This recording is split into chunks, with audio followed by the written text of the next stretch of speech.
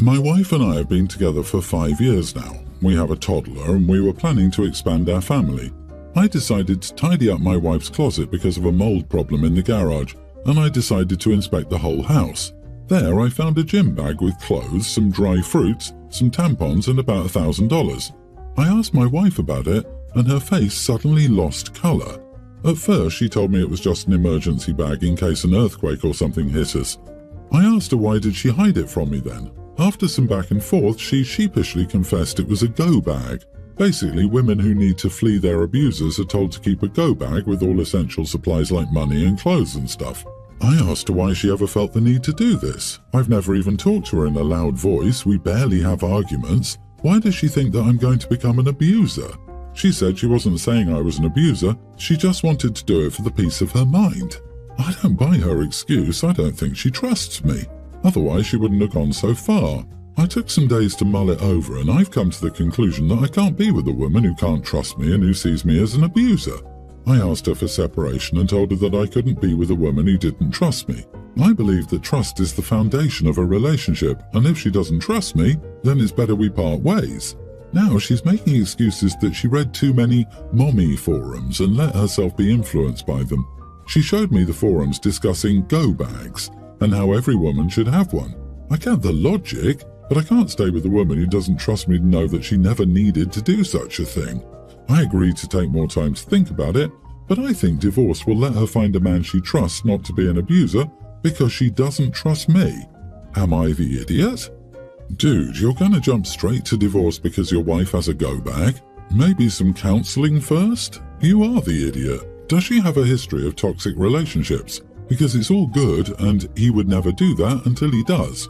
I don't have a go bag, but I will tell you I always have my keys readily accessible and I think through exactly how I'd get out of a building or situation. Not because I believe or assume that a man might snap, but that I know he can. This was my first thought too. If she's been in a toxic relationship, even if she didn't disclose that to him out of shame, it makes so much sense. Or if someone close to her had been, etc. It's a very valid fear and makes sense like a prenup.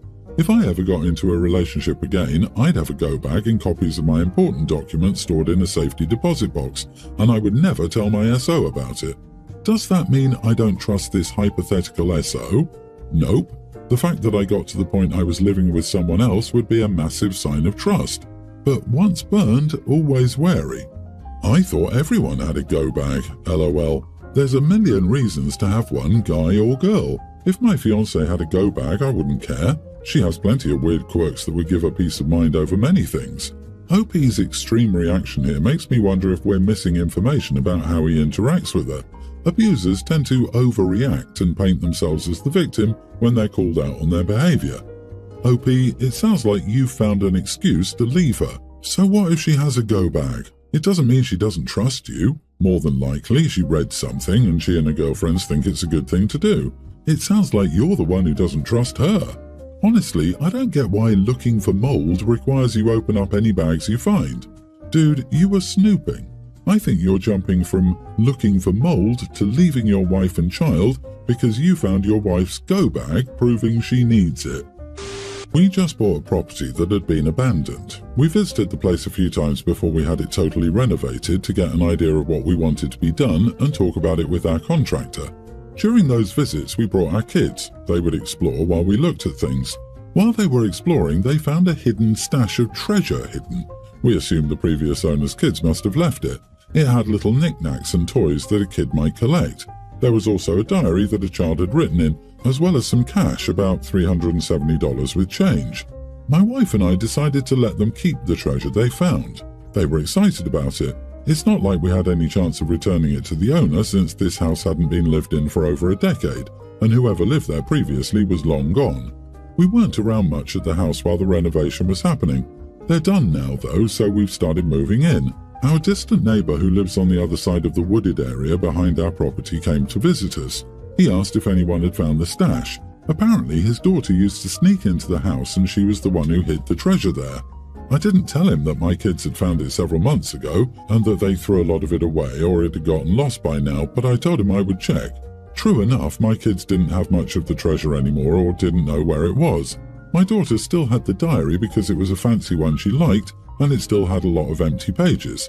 I got her to agree to give it back as long as she could rip out her pages first.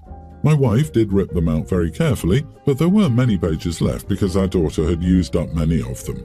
There were still the original pages the neighbour girl had written, so I thought I might as well offer that back. It was not well received though, because it was fairly clear my daughter had read the pages as she'd left comments about things. This made things awkward since there was stuff in there about the neighbour girl's crushes. The neighbour's wife was all up in arms because we let our daughter read her daughter's diary and write comments. My wife had skimmed through the thing when it was first found, and there was nothing too scandalous in there for a kid to read, so we didn't see a problem with it. The neighbours said it was obvious it was a problem since we'd ripped out our daughter's pages so she could keep her entries private. I do think it's a little different though, because we'd originally thought it was an old diary of someone long gone, and people read old diaries all the time. The money was another issue because it was apparently money that the neighbour's daughter had been saving up from birthdays and Christmas and chores for years, so they want us to pay it back. Our kids have spent all the money already.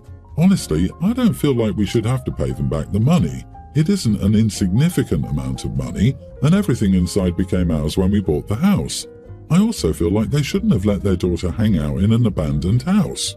Did you tell the neighbours that maybe it's a bad idea for their daughter to wander around in an abandoned property and house? Where was this stash found? In the house or on the exterior property?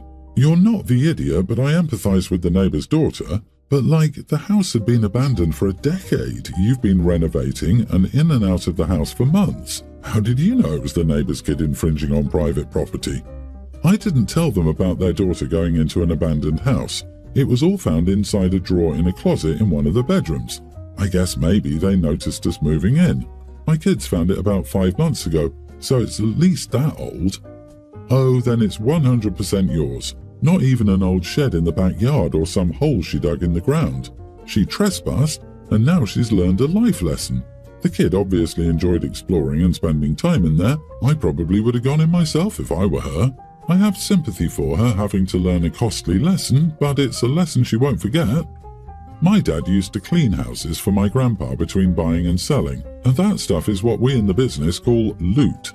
If you leave something in a house when it's bought or sold, it belongs to the person or company that buys it. OP, you have no obligation to return the money.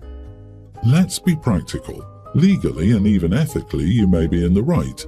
But is $370 worth destroying your relationship with the next-door neighbours, and maybe everyone in the neighbourhood if they're friendly with that crew already?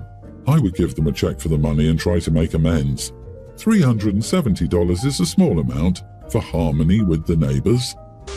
My sister-in-law got married to my brother a couple of months back. My brother has been consistently helpful to me and my family. I have 4 kids under 10. Since he got married, my sister-in-law moved to our province and she has no friends or family here. We're the only connection they have here. Moreover, she doesn't do any jobs right now as she's settling in the city. Sometimes I ask my brother to babysit my kids and he does it without hesitation. So whenever we were busy with work or out of town, sister-in-law used to babysit the kids. She was great with kids, but the problem started a week ago. She refused to babysit the kids at all. Whenever we ask, she says no as it is. The kids are uncontrollable sometimes. Then I asked them during a call with my brother and sister-in-law if she was at home free and without a job, why can't she do it? Then the conversation got heated and she said she wasn't there for babysitting jobs. After this incident, we haven't called each other in a long time and I don't know how to approach them. Am I the idiot to expect my sister-in-law to babysit my kids? You are the idiot. Free babysitting is a blessing and should be treated as such. I'm a nanny and I've been paid $22 an hour with PTO and insurance. You've avoided paying that for this long, which is excellent, but you expect it to be awful. Childcare is expensive. You wouldn't know that because you have a family of people who have historically dropped everything to do free labor for you. You need to get a grip on reality. Not having a job doesn't mean you're entitled to her time, and it says a lot about you that you think it does. They don't have to if someone doesn't want to hang out with your kid. They don't need a reason. You have 4 kids. That's a lot for even a professional. You'd be looking at thousands of dollars in childcare fees if you didn't have a family that would do it for free. You need to remember that and treat them with some more respect. And not a single word about what OP is doing for the sister-in-law. Family support is a one-way street with the OP. I'd be so angry if I moved somewhere new, was actively looking for a job and trying to build connections, and was instead stuck looking after 4 kids. OP, your entitlement is something else. They are your kids. You chose to have a kid 4 times. That is your responsibility, no one else's, besides the father. Period. I, female 19, had a baby girl a few weeks ago. My fiancé and I decided to take some time off by ourselves to bond with our baby by ourselves, and also so I could heal a little. Neither of our families has yet met our baby, so we let them meet her this week. Our parents and my 2 older brothers came. One of them is married, his wife, 32, and him have 2 kids, toddler and kindergartner. So I admit that the first week was especially hard. I found it particularly hard to find a comfortable position to nurse. My baby wouldn't latch correctly and it hurt. You name it. But now I got better at it. My fiancé and I are trying to teach our baby to take the bottle, just in case, but so far she hasn't shown any interest in it. She starts crying and refuses to nurse with the bottle, so I'm exclusively breastfeeding her. Well, all of this is to say that when our families visited us, my sister-in-law started being very annoying about it. She kept telling me that the way I was holding my baby was wrong, the way I was laying her was wrong, that she shouldn't latch like that. I was very annoyed at her during the visit because all kinds of stuff started adding up. She asked me about pumping and if I'd tried. I said that I have to pump sometimes, but that usually we either drink the milk, which by the way she said it was nasty, or that I would throw it to the sink since my baby doesn't want to feed if it's not from my breast. She told me that it was because I was doing it wrong. She said I must pump and force my baby to drink it by not giving in. Let her be hungry until she uses the bottle. She said that she did that for her kids and that a bottle was best because my breast would look bad afterward if I let my baby breastfeed all the time. I told her I won't do that since I won't let my baby go hungry. She said she was helping since I knew nothing, and I very clearly needed the help because I'm a child with a child. Well, she had been annoying me all day and I snapped at her. I asked her who she thought she was. She's not a better mom just because she's older than me. I think she's worse since she's admitted letting the kids go hungry. We argued because she was very offended by what I said. Everyone was trying to calm us down, but then she said my brother was right and I was a spoiled brat who thinks I know better than anyone else. I was kind of shocked because that means that my brother is talking behind my back. So I got even more upset and I told her that both of them are bitter, sad people, and my fiancé then kicked them out. I've got some time to calm down now, so I'm wondering if I went too far. Maybe I should have said thanks to her advice and let it go. Perhaps my hormones and the lack of proper sleep were getting to me, and what I did was wrong. Not the idiot. Basically, let her be hungry until she uses the bottle.